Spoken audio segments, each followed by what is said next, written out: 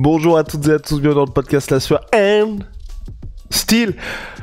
Islam Makhachev s'est imposé par Darstchuk au 5e round face à Dustin Poirier. En basket ou dans d'autres sports, on dit que les gars sont extrêmement clutch parce que Islam Makhachev est allé la chercher cette victoire. Franchement, on vous le disait dans l'avant-combat, on était plutôt team Dustin Poirier, mais là les deux n'ont pas démérité. Islam Makhachev, je pense que ceux qui n'étaient pas team Islam, il a vraiment gagné le cœur de beaucoup de supporters parce que vraiment gros fight de Dustin qui a dit que c'était peut-être le dernier. On va faire le point avec Russ sur ce qui s'est passé, mais franchement un main event extrêmement divertissant. Et puis rappel point pour vous dire à quel point c'était quand même un choc assez disputé, en tout cas peut-être plus que prévu, c'est qu'avant le 5e et dernier round, la scorecard des juges, on avait juges qui ont été un petit peu frauduleux tout au long de la soirée évidemment. On avait deux juges qui mettaient 39-37 en faveur d'Islam Makhachev et un juge qui avait 38-38, égalité donc entre Islam et Dustin Poirier. C'est parti, générique. Swear.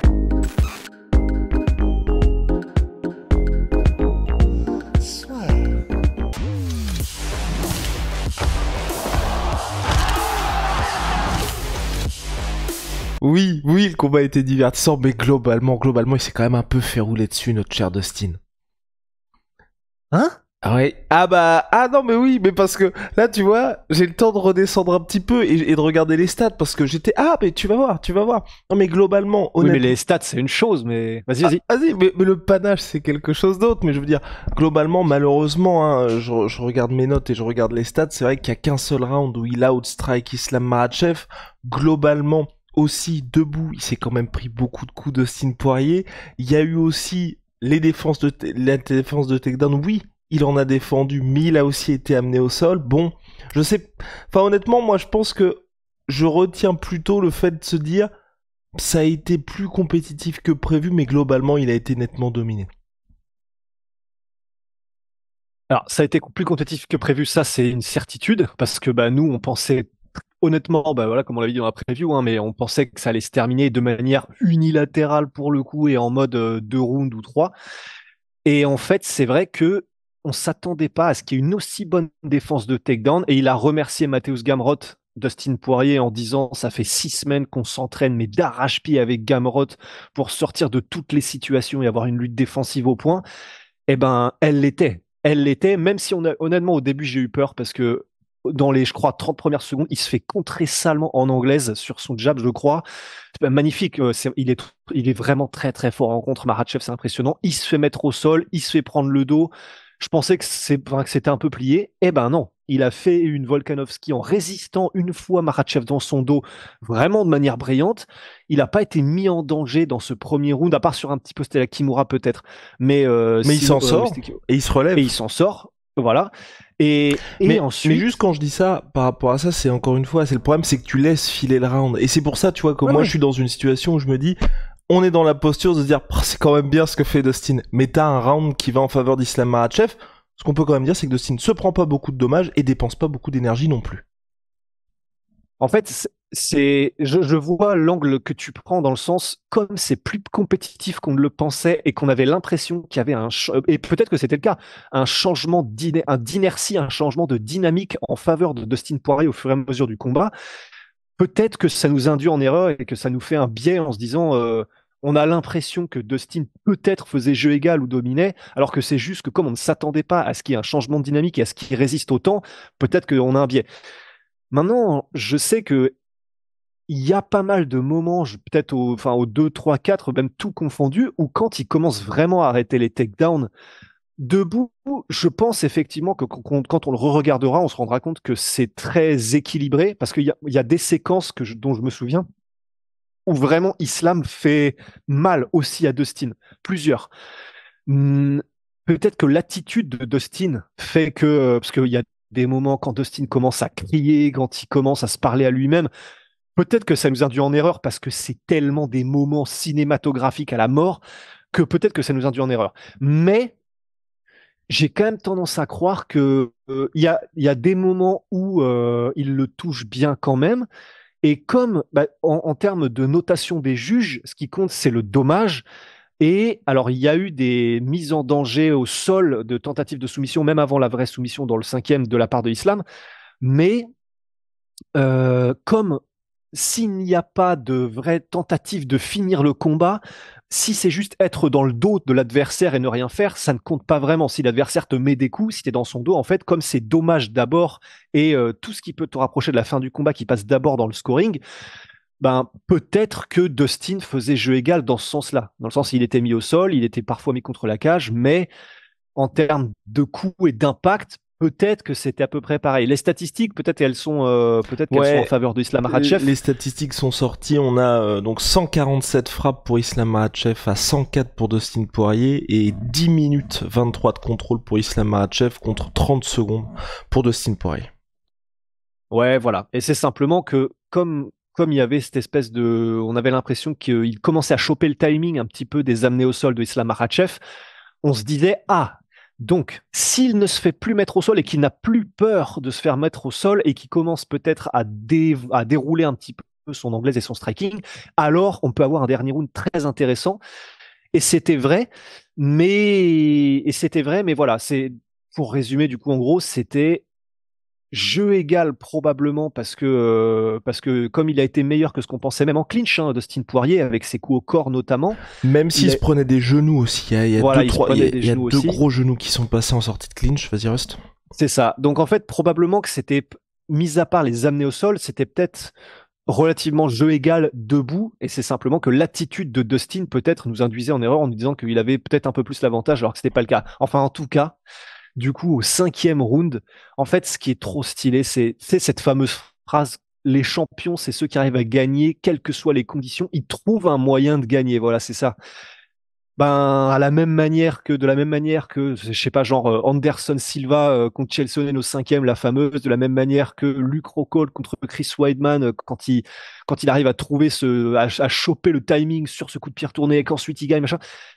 Ben, Islam Makhachev, en fait, t'as l'impression que quand c'est comme ça et que c'est chaud, ben là maintenant, il a, je sais pas quel manga on veut prendre, tu vois, soit il passe Super Saiyan, il passe en Gear 5, il passe en, je sais pas ce que c'est dans Naruto.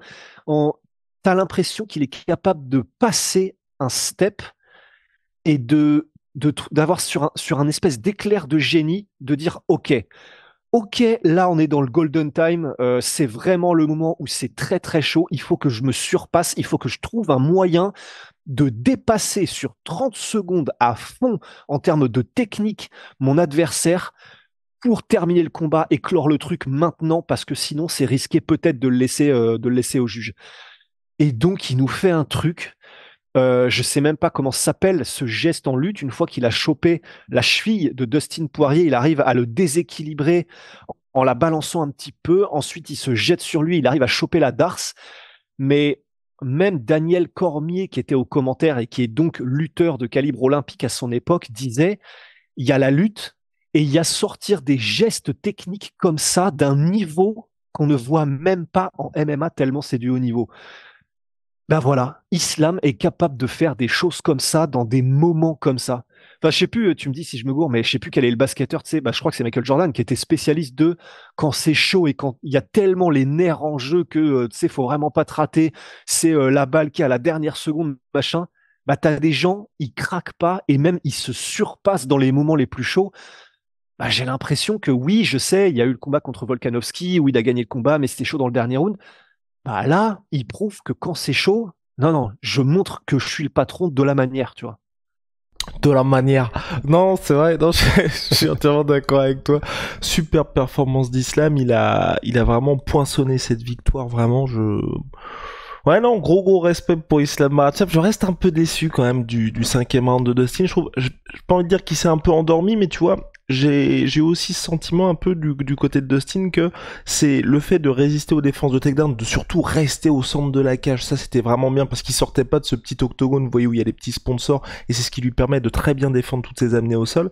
J'ai l'impression qu'il s'est malheureusement dans ce 5e un tout petit peu endormi sur le striking de Dustin Poirier, et on voit que justement la séquence de fin qui amène cette amenée au sol, c'est un moment où il se repose un petit peu sur ses lauriers, tu vois, il met 2 coups et puis ensuite il est en mode ça ne va pas arriver. C'est juste ça que j'ai regretté un petit peu de la part de Dustin Poirier, mais sinon globalement j'ai trouvé qu'il avait fait un bon combat, et puis comme tu l'as dit, Islam Makhachev qui finit toujours par trouver un moyen de s'imposer.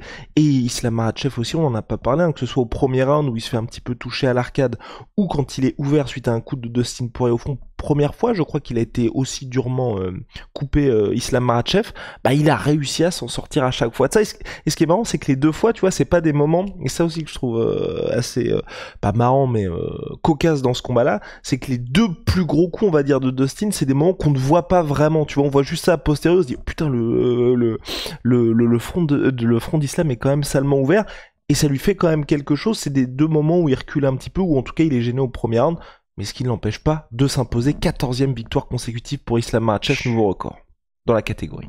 Dans la catégorie, le record, je crois que c'est 16 Anderson Silva. Ouais, record de 16 Anderson Silva, et je crois qu'il est numéro 2 all-time, là, Islam Makhachev. Parce que John Jones, en gros, c'est... Ouais, c'est en gros, parce que... Ah oui, Kamaru Usman doit être à 14 aussi. Ouais, c'est ça. Un no contest pour John Exactement, Jones. Ouais. C'est des combats sans défaite pour John Jones. Ouais, voilà, tandis qu'eux, ils sont sur des séries de victoires, et en vrai, c'est dingue quand même. Et en plus de ça, non seulement c'est dingue, parce que t'as du coup 14 Islam, 15 Ousmane et 16 Anderson Silva, mais en plus de ça, visiblement, vu ce qu'il a dit dans son interview d'après combat Islam, il va pas se faciliter les choses pour aller chercher ce record de 15 ou 16 victoires d'affilée, puisqu'il veut monter en welterweight. Probablement que ça fera un podcast spécifique, mais c'est... Et en plus, c'est stylé parce que la manière dont il le dit, Islam, c'est ouais, c'est défendre sa ceinture, c'est bien, mais en fait, c'est pas la même énergie, c'est pas le même challenge, c'est pas la même envie que t'as d'aller chercher. Et du coup, il est en mode, j'ai envie de retrouver un peu ce frisson d'aller chercher une ceinture, et du coup, je veux monter en welterweight. C'est énorme. Enfin, et en plus, il le mérite parce que pour le coup, avec tous ces gars qui il y a plus personne. Ils gagnent la ceinture et ils veulent faire un nouveau combat pour une. Lui non, il est en mode, je crois que c'est sa 3e, 4e défense de ceinture. Il est en mode voilà, c'est bon, j'ai prouvé que j'étais le champion régnant. Allez maintenant, venez, on s'amuse quoi. Et puis surtout qu'en vrai là l'autre, enfin on va dire le challenger naturel, ce serait de Tsarukyan. Je pense pas que l'UFC, enfin on a déjà vu ce combat-là. Je pense pas que l'UFC dans l'immédiat ce soit quelque chose qui les intéresse. Il y a pas mal de choses qui se passent aussi et je pense qu'en termes de timing, il y a le Conor contre Chandler qui va arriver, que l'UFC va suivre de bien plus près que de Tsarukyan et voir un peu ce qui va se passer. Surtout c'est Conor qui s'impose pour essayer de mettre en place quelque chose. Et puis en vrai un Islam contre Leon Edwards, deux champions qui aujourd'hui en vrai sont sur des séries de victoires. Faut que Leon Edwards fasse le taf le 27 juillet prochain contre Belal Muhammad, mais deux gars qui sont sur des très grosses séries de victoires, je pense que ce serait intéressant, et je pense que c'est le genre de combat qui permet aux vainqueurs, tu vois, de vraiment gagner le cœur des fans, parce que c'est vrai qu'Islam, vous l'avez vu ce soir, c'était encore plus vrai parce qu'on était dans le New Jersey, mais le public était en faveur de Dustin Poirier grandement, donc c'est vrai que je pense que ça lui ferait pas de mal. Et puis surtout, honnêtement, Islam, comme tu l'as dit, même son striking, franchement, c'est ça qui est impressionnant. Tu vois, là, face à un Dustin Poirier qui c'était son domaine de prédilection. Je sais pas toi, moi, je l'ai jamais trouvé aux fraises, Islam Makhachev. Ah non, et c'est vrai qu'il faut vraiment le souligner. On connaît le niveau de Dustin, on savait qu'il fallait absolument pas sous-estimer le striking de Islam, mais déjà que dès le début, alors peut-être qu'il y a eu un effet de surprise, mais dès le début, le premier échange, le contre de Islam, il est magnifique. Et tu vois que ça choque Dustin, tu vois. Et il y a aussi ce côté, je pense, avec Dustin, où on n'est pas si impressionné de ça par Islam, parce que on a l'habitude de voir Dustin Poirier se prendre des coups, tu vois, et reculer, d'être en mode, c'est là que le combat commence. Alors que je pense que pour n'importe quel autre gars qui se serait pris ça, on serait dit, oh putain, c'est très chaud, parce que, je veux dire, même les coups de genoux, tu vois, là, on est juste en mode, c'est quasiment anecdotique. Mais il s'en est pris des bonnes quand même, Dustin Poirier. Ouais, de ouf. Et puis, et même en pure anglaise, il faisait des bonnes esquives Islam Makhachev, il était insaisissable, il en a pas pris beaucoup quand même. Et puis même, ça faisait des trucs techniques, genre des doubles jabs bras arrière et ensuite il esquive, enfin des axes. Ouais, Islam Makhachev, même quand il a pas ses kicks, parce que là c'était gaucher contre gaucher, il montre que non, il est très technique, même dans les échanges en combat rapproché, il est fin. C'est ça qui est vraiment magnifique avec Islam Makhachev, c'est que ouais, il y a eu Demetrius Johnson, il y a John Jones, mais voilà, il fait partie des champions les plus complets qu'on ait eu en vrai à l'UFC. Je suis bien d'accord, monsieur. Je suis bien d'accord. Non, il est trop fort. Il est trop fort, ça commence à me vénère. Donc, et en plus, il est classe. À la fin, c'est très classe là. L'échange, l'hommage rendu à Dustin. Dès qu'on lui donne le micro, premier truc qu'il fait, c'est hommage à Dustin. Ah, c'est dur de pas aimer Islam quand même. Ouais, non, mais on sent que c'est pour ça que je suis intéressé par la conférence de presse et même les réactions, mais tu vois, même la célébration il y a eu de la part de sa team, enfin, ça avait cette impression, tu vois, que le combat, pour eux, ils s'attendaient vraiment à quelque chose de dur face à Dustin Poirier, tu vois. Ouais. Donc, Ouais, ça se sentait qu'ils étaient pas à bout de nerfs, mais qu'ils étaient pas bien non plus, quoi. ouais. Quand t'as une telle explosion de joie après une victoire, parce qu'il y a être content et il y a explosion. Là, ils ont littéralement fait un twister où ils se sont tous jetés les uns sur les autres au milieu de la cage tellement ils n'en pouvaient plus. Bon, comme dirait Cus D'Amato, le coach de Mike Tyson, bon, en fait, il y a pas, normalement, théoriquement, il n'y a pas lieu de s'extasier quand tu gagnes, puisque si tu as travaillé correctement, bah, tu t'y attends. Bon, après, bien, voilà, c'est un peu extrême. Mais dans l'idée, ben, donc, des explosions de joie pareilles, c'est ils ont pas dû être bien pendant le combat quand ils ont vu que Dustin restait dans le coup et il restait bien. En même temps, maintenir Islam à 31% en takedown, hein, c'est une performance. Mais aussi, je pense qu'on a terminé. Shout out, I'm sweet pea. On peut quand même notifier juste que notifie. Dustin a dit que c'était peut-être son dernier combat. Ouais, mais il l'avait déjà dit, il l'avait déjà laissé entendre. T'inquiète pas. Moi, je pense à mon avis qu'on va le revoir. Parce que il avait dit alors avant que ça allait peut-être être son dernier combat, pendant la Fight Week, qu'il aimait ça, il aimait combattre, il restait frais, il peut toujours combattre avec les meilleurs au monde. Je pense aussi là encore, Connor contre Chandler, en fonction de ce qui se passe. Ouais.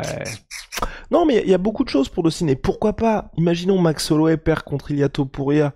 Ouais. BMF contre... Je pense, à mon avis, il en a peut-être un en lui. Encore un en lui pour Dustin Poirier, tu vois. Mais comme il l'a dit, il faut que ce soit pour quelque chose. Donc, soit beaucoup d'argent, soit une ceinture pour le titre un peu compliqué. Mais pourquoi pas faire un petit truc un peu fun? Parce que c'est vrai que là, je veux dire, tout le monde regarde la performance de Dustin. Oui, il a 35 piges, mais il a réussi à faire un très bon combat contre Islam Makhachev. Ouais, voilà. C'est clair. Shout, my sweet pea. Je obtiens moins 30% minimum sur tout My Sweet Pea avec le code la sœur. Tout est là, plus rien. Putain. Moi j'ai le t-shirt oversize les gars, la petite casquette et puis aussi tous les compléments alimentaires. You already know what's up. Et puis Olimoni, révolution dans les boissons énergisantes. Rusty n'a rien non plus. Mais tout est là, je suis vraiment nul. Des thés glacés, des boissons de réhydratation, une boisson énergisante, ça vous permet de tenir toutes les nuits.